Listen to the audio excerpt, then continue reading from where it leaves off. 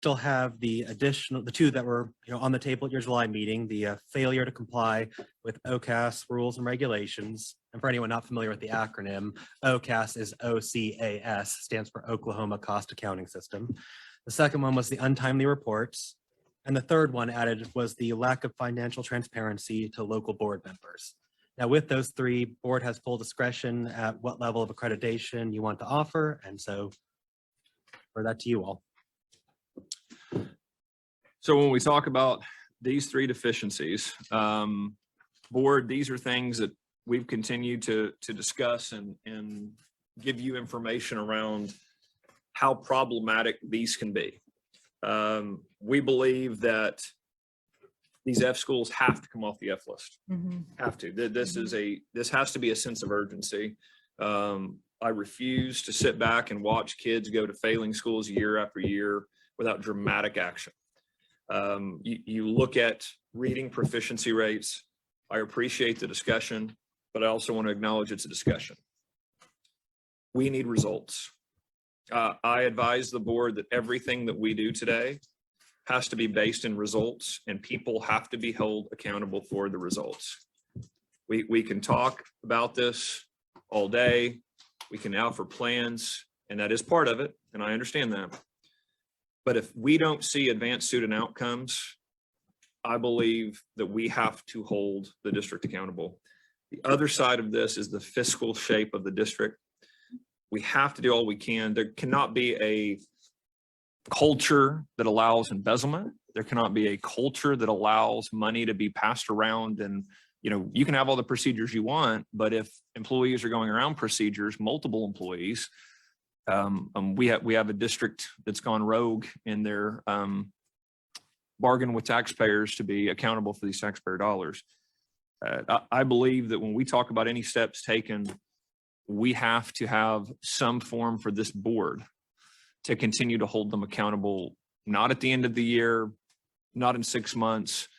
But I believe that we need a consistent type of reporting from this district that allows us the ability to swiftly change course if necessary. I would advise that a few months down the road, we reconvene on the progress made. Kids deserve action. I would love for that action to come from the Tulsa Public Schools themselves. I would love to see that change happen. I do believe the board has made a significant step in rooting out a cancer of the district that caused so many problems. I do want to acknowledge that is a significant step. And I also want to provide them every opportunity to correct themselves. But I also want that to be held on accountability and a very, very short rope. I do not believe we would be doing our due diligence to allow this district to go a year and check back in. I think that's a disservice to these kids. So yeah, I want to continue this discussion as to where you feel the steps may be. I believe these three deficiencies have to be corrected. I believe they are incredibly serious. I believe that these three deficiencies, we need to see progress on monthly reports. And I believe that we need a timeline. I would advise 3-4 months. I think gives enough time for processes to be in place and results to be in place to check those processes, and gives us the ability to reconvene and hear from the board, hear from the interim superintendent, see what those changes are. I would like to start that discussion here and listen to your feedback around those type of concerns.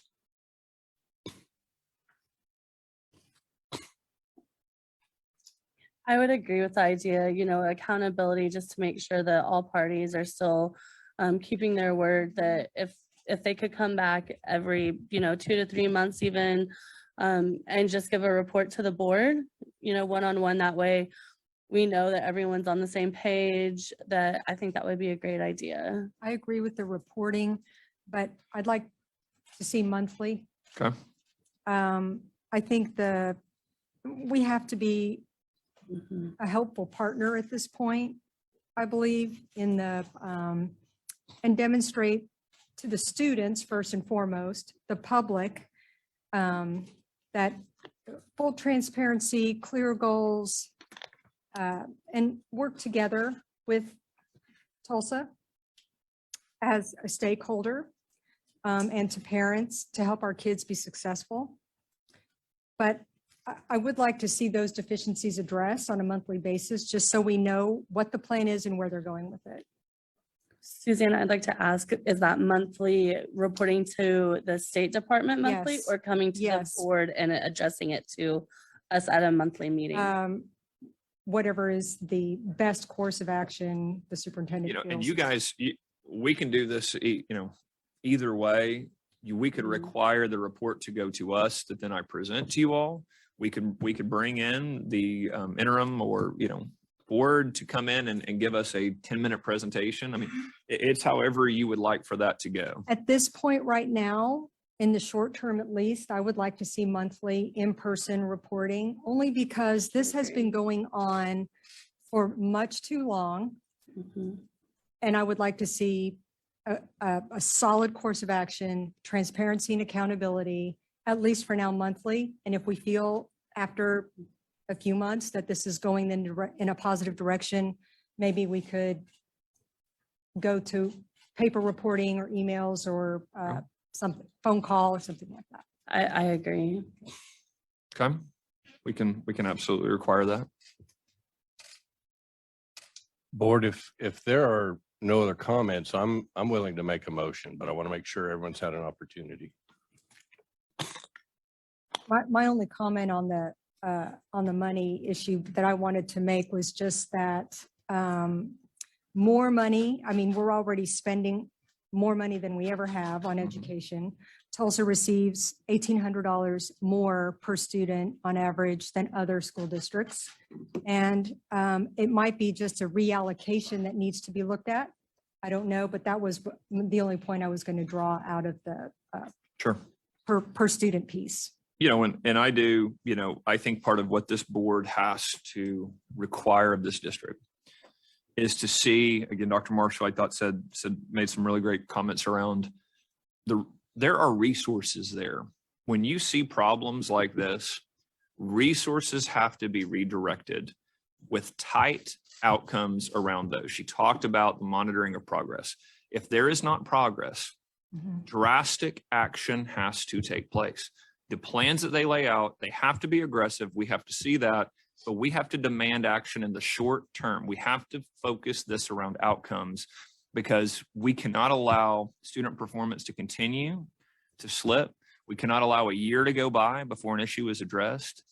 I believe that the monthly reporting is going to be very important for us to ensure that and I would like, Brian, to make sure whatever we do, I think we have to keep this where when the board wants more information, we can require it.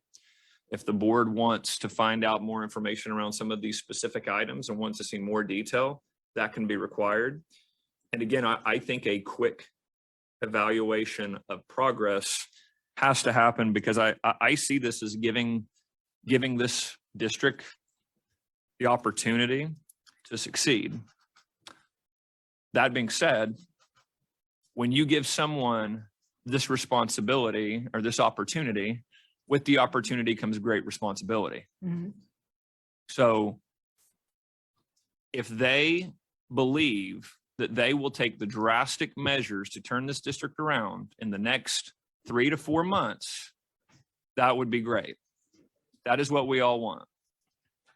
But to be clear, if they don't fix their problems, I will.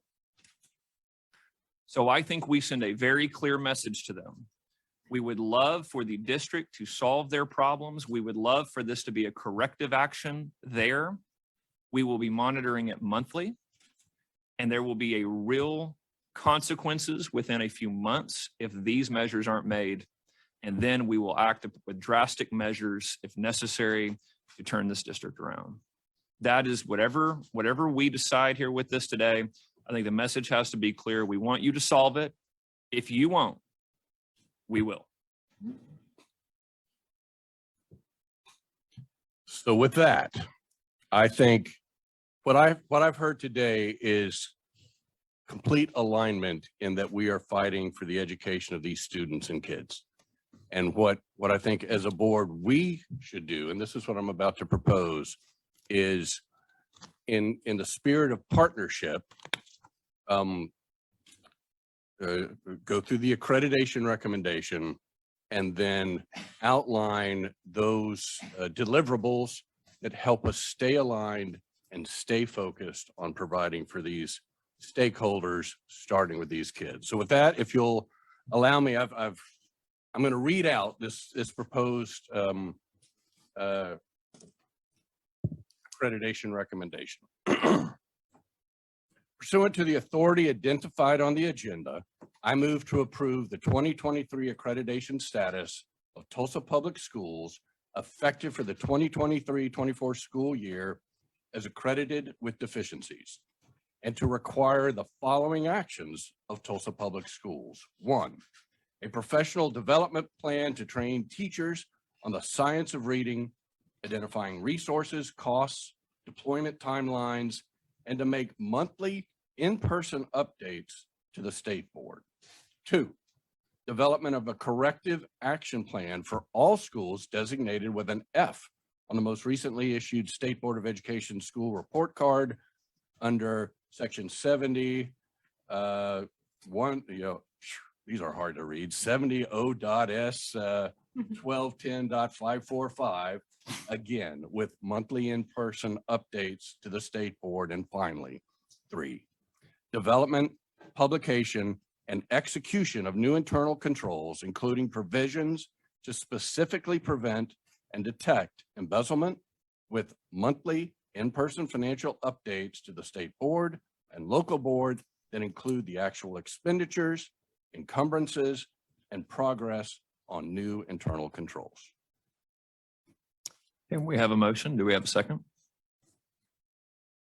I'll second. Okay, Ms. Terry, we have a motion and a second. Do you mind calling roll? Mr. Byrd? Aye. Ms. Leepak? Aye. Ms. Fleetwood? Aye. Ms. Weston? May I make a quick statement?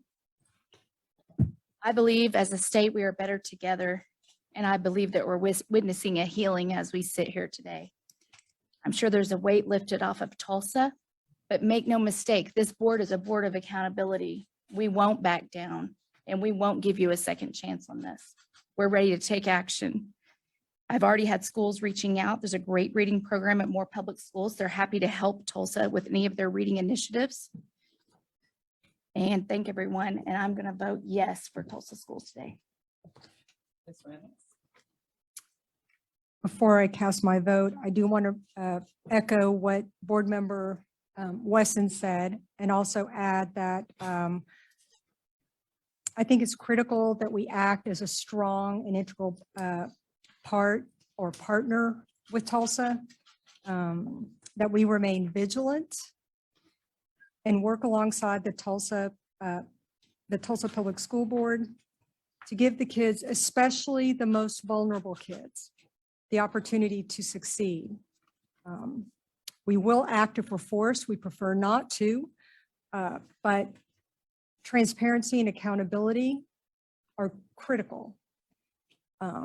So with that, I'm going to vote aye and on the motion. And I also want to say a quick thank you to the nearly 1,000 emails of comments, care, concern. All of you have been heard today, and we will move to do what's in the best interest of the kids of Tulsa Public Schools. Yes. Motion passes, and let this be the beginning of the time clock. It starts right now. Tulsa has been given an opportunity to correct themselves. And to be very clear, I will not let this district fail. If they do not fix these problems, I will. The clock has started. There will be accountability. This district will not be allowed to fail.